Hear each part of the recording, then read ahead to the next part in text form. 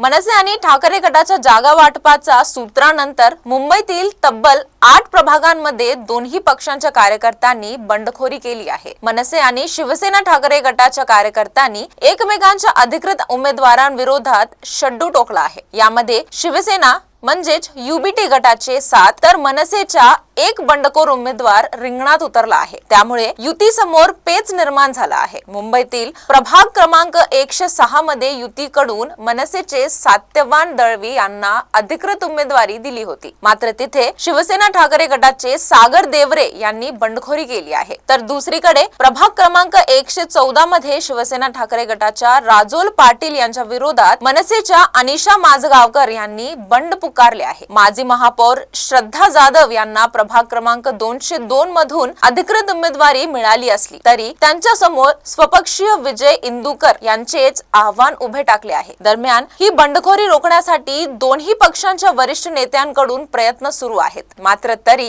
कार्यकर्त्यांमधील नाराजी शमलेली नाही। ठाकरे ब्रँड एकत्र आल्याने मतविभाजन टाळण्याचे उद्दिष्ट होते, मात्र आता या 8 प्रभागांमधील अंतर्गत कलहाचा फायदा महायुती किंवा इतर विरोधकांना होण्याची दाट शक्यता वर्तवण्यात येत आहे।